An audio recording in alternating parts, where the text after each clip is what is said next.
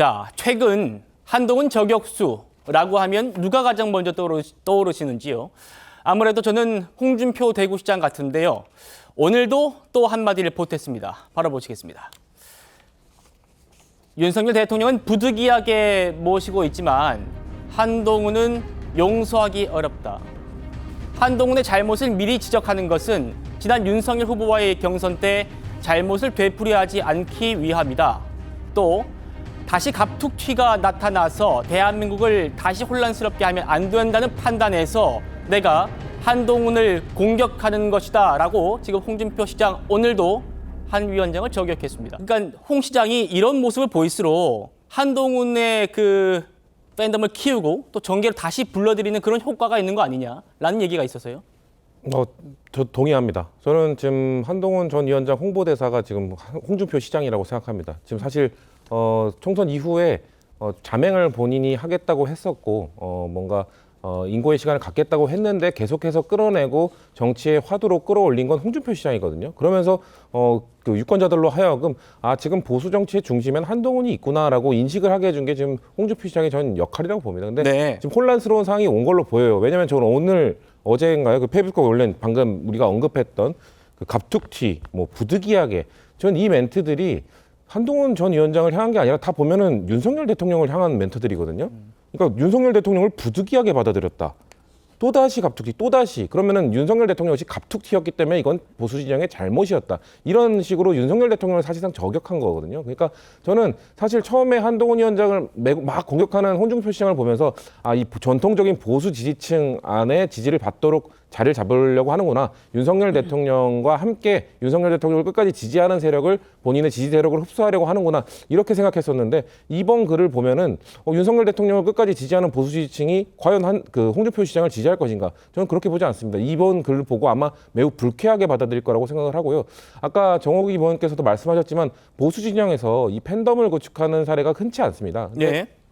박근혜 전 대통령도 사실 2007년 그 대통령 경선 때 이명박 당시 후보와 매우 치열한 경선을 거쳤고 그때도 공교롭게 당심과 민심이 아주 미묘하게 차이가 났습니다. 그러면서 그 이후에 2008년 총선 때 사실상 친박 쪽이 다 공천 학살을 받으면서 친박연대라고 그 일컬어지는 정당까지 만들면서 그 시기에 어떻게 보면 박근혜 당시 대통령 후보의 팬덤이 더 견고해졌거든요. 네. 그럼 그게 지금 오버랩되는 것 같아요. 한동훈 전 위원장의 팬덤이 뭔가 그 총선 이후에 계속 한동훈 전 위원장을 사람들이 두들기고 괴롭히고 뭔가 공격하면서 뭔가 팬덤은 견고해지고 있다. 근데 저는 이게 한동훈 전 위원장의 독이 될 수 있다고 생각합니다. 왜냐하면 예. 이번 총선에서 보였던 한동훈 전 위원장의 모습은 정치적으로 완숙된 모습을 보여주지 못했거든요. 컨텐츠도 많이 부족해 보였고 그걸 좀 채울 수 있는 시간이 분명 부족한데 어쩔 수 없이 이렇게 다른 사람들이 명분을 만들어줌으로써 링으로 올라오게 되면 한동훈 위원장이 본인의 그 레벨업을 할 시간을 못 갖게 되는 거거든요. 예. 그렇기 때문에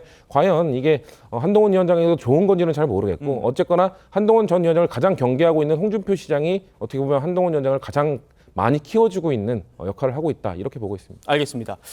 성 부의장님 말씀하신 대로 이 홍준표 시장의 부득이 발언, 부득이 윤석열 대통령을 모시지만 이 발언에 대해서 고 김영삼 전 대통령의 손자죠. 김인규 전 행정관이 점입 가경이라면서 비판을 했습니다. 같이 보겠습니다. 2017년 대선 부득이하게 나간 겁니까? 18년 지방선거도 부득이하게 진 거며 21대 총선도 부득이하게 탈당해서 무소속 출마한 겁니까? 라고 물으면서요. 집안이 이렇게 흉흉한데 당의 분열을 획책하고 갈라치게 하는 게 월 50만 원씩 당비를 내는 원로께서 하실 말씀입니까? 지금은 당의 분열보다 수습이 먼저입니다. 라고 직격을 했어요. 김민수 대변인님 어떻게 보셨습니까? 일단은 그 홍준표 시장께서 이 이야기가 나올 때마다 제가 계속 좀 좋지 않게 이야기했는데요. 이번에도 마찬가지일 것 같아요. 그러니까 홍준표 시장 입장에서는 한동훈 위원장을 인정하고 있는 것이다라고 좀 생각됩니다. 부분. 그러니까 차기 대권 주자가 될 수 있을 것이라고 동물적으로 생각하는 것 같아요. 동물적 감각으로. 그리고 만약 여당 내에서 한동훈 위원장이 대권 후보로 성장한다면 맞설 사람은 나뿐이 없다를 계속 보여주려고 하는 것 같습니다. 예. 그러니까 양자 구도를 보여주려고 하는 것 같습니다. 네. 다른 사람들은 생각하지 마라. 뭐 예를 들어서 오세훈 시장이나 나경원 의원이나 원희룡 장관이나 등등등은 생각하지 마라. 만약에 한동훈 위원장과 누군가가 붙게 된다면 나일 것이다를 계속 강조하고 싶은 것 같아요. 한편으로는. 그런데 지금 방금 그 YS 손자께서 말씀하셨던 거랑 똑같습니다. 이게 지금 당이 이렇게 어려운 시기인데 정말로 큰 뜻을 품고 있는 정치인이라면 분열을 획책하는 것보다는 큰 그림, 비전을 보여줘야지 맞다고 생각합니다. 지금 당이 108석이란 이 어려운 상황 속에서 어떻게 해야지 현 시점을 타개해 나갈 수 있는지, 얼마나 우리가 힘을 합쳐야 되는지, 이 108석으로 어떻게 싸워야 되는지 이러한 고견들을 제시하시고 또 희망을 제시하시고 비전을 제시하실 때 우리 보수 지지자들이 이 사람, 홍준표라는 사람이 여전히 우리 보수 쪽의 대선 후보 중에 한 명이구나라고 생각할 것인데 이번에 지금 이렇게 계속해서 강성 발언을 이어가는 것은 보수에 어떠한 좋은 영향도 미치지 못할 것이고 그리고 홍준표 시장 본인에게도 좋은 영향을 미치지 못할 것이라고 생각합니다. 알겠습니다.